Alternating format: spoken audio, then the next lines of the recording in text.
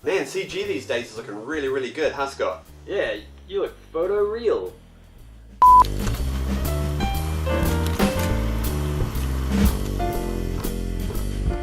Rogue One, or how it's been labelled a Star Wars story, is directed by Gareth Edwards. Now, this guy was responsible for directing the recent Godzilla remake, that was a bit mix and match, but 50-50, and Monsters, which is quite cool, low budget kind of monster movies.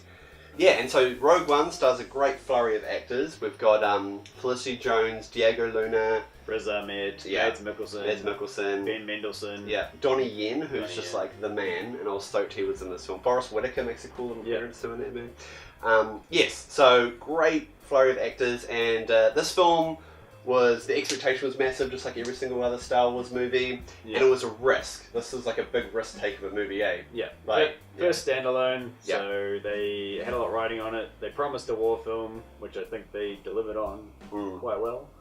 Rogue One follows the story of Jyn Erso and her merry band of rebels as they it's like Robin Hood, yeah. tackle the Empire to try and steal the plans to their ultimate weapon, the Death Star. And this movie takes place, as far as anyone interested in the timeline of things, after Episode 3, Revenge of the Sith, and before Episode 4, A New Hope.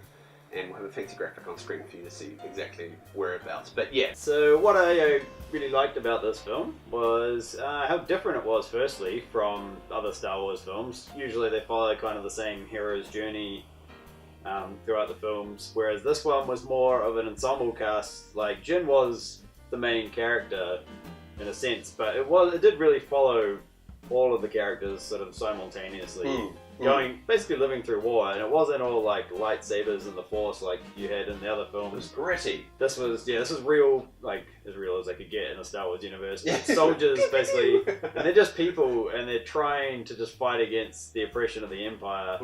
And it's a good reflection on wars throughout history, and takes a lot from other war films, like influence from. I agree with what Scott said. I think it was an amazing, different kind of take on a Star Wars film. It focused on the gritty, military, espionage kind of side of the galaxy, you know? Yeah. And it was really refreshing. And like, having Rogue being the group of like merry men, like you said, it was cool because it gave us an insight into the dark and the gritty and also like sometimes upsetting world of the rebellion. It wasn't all nice and flowers for the rebellion. There's some really dark moments in this movie, and some decisions that were made that you can like, oh my god, I didn't think the rebellion were those kind of people. What I felt they did, and again this whole thing about being different from every other Star Wars movie, is they've kind of taken away the tropes and the kind of decision making and the kind of techniques of what makes a Star Wars movie. Like, for example, like the camera work and editing, is so much different from the other Star Wars movie. They did away with the wipes, the transition wipes. Yeah. They did away with all that kind of stuff. Quick side note, there was a Kiwi editor in there. Yes. J. Bears also. J. Bears, who cut The Hobbit. He was one of the 3 editors. I don't know if they had 3 editors, but... Yeah, it did. 3 editors on it. Because you need that. But yeah, that's cool. They put they put like labels of the planets, so you know where you've never really seen that before. The camera work was very like handheldy and shaky, and again like just ingrained in that wartime kind of.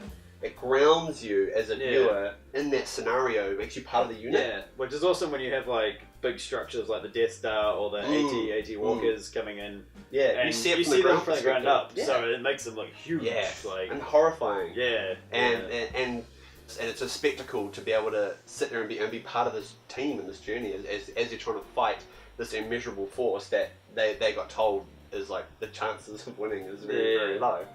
Did they need to make this standalone movie? And no, maybe they didn't, but I'm glad they did, because it's a really neat story and a really neat part of the mythology and the universe that I didn't previously know about, and it explains a lot of things that people had gripes with in the prequels and in the previous. Yeah, it does actually. It throws up a lot of loose ends that people used to question, but that's a bit silly, but then you're like, oh, now this explains it. No, it does it in a way that's not like forcing it, like, we're just trying to fix this problem, like...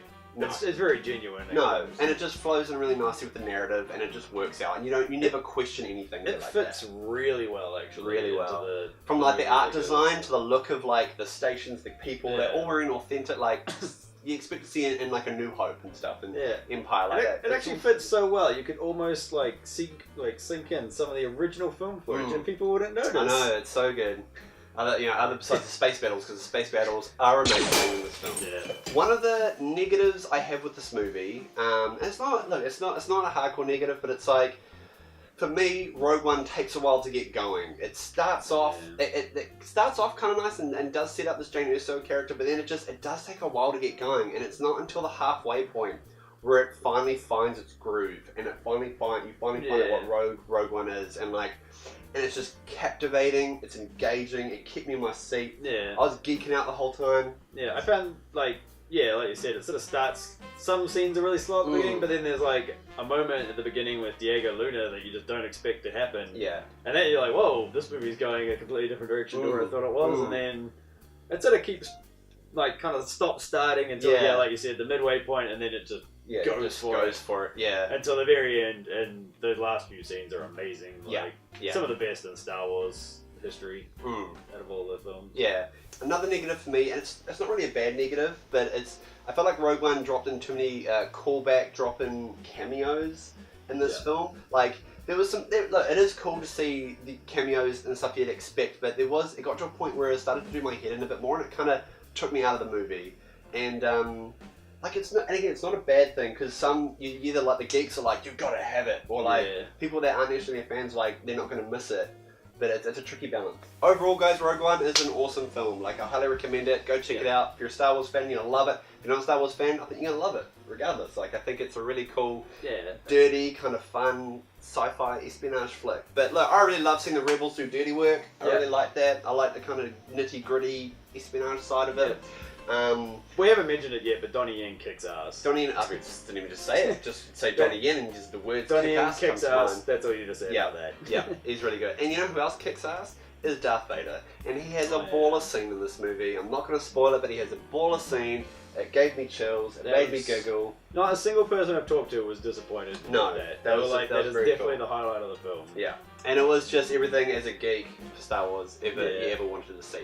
And guys, like, everything, it was just a beautiful marriage of just, again, the cinematography and the editing it's different, but it was good different. Yeah, it worked. And the narrative was simple enough. You got what they were doing. It wasn't this big, expansive, massive journey. It was very simple. The objective that the people had was very simple, and it was understood, and it was easy. Yeah, it was very, very cool. All in all, guys, risks paid off. You know, beautiful set pieces, just spectacle everywhere. Not much of a risk if you've got like billions of dollars though. You just make the movie again. No. They was like, oh well, we're just making more money.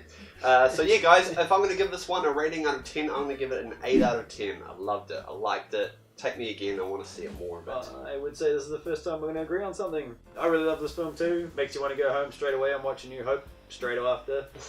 I'd be afraid to look at A New Hope after now, because I feel like, again, like the way they've kind of built it up now, it's like you probably start New Hope and now New Hope starts off pretty slow. You're like, oh. Yeah, I think it's fine. You'll be like watching it with a certain new intensity, like, get rid of the plans, Leia! Get rid of the damn plans! Do you know what hit Wolf been through? Yeah. It was so tense. Anyway, so I loved it. It was great. You should see it. And performances were great. Music I really liked. I was fine with the CGI characters. And yeah, good war film. And it's not Saving Private Ryan, but it's a good war film. Yeah, and an excellent Star Wars film. So I'm going to actually agree with you and give it an 8 out of 10 as well. Use that hand. Link it. It's backwards on film. And bring it down. You have cold hands.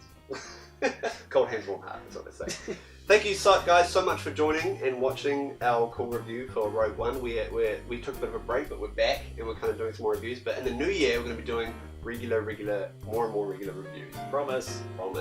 And guys, if you've seen Star Wars and you like Star Wars, go watch all the other Star Wars movies. You know, if you haven't, you probably have already. But yeah, go see all that kind of stuff. Yes, and please check out some other reviews we've got up coming up. Well, we do have up already. And please subscribe if you haven't already. Yeah, and look forward to season 2 coming in the new year. Yes, it's going to be some good stuff. Yeah, I hope you guys are enjoying our little big plans for that. Yeah, right on. Cool, guys. All right, take care. Ta-ta. Force be with you. Oh shit.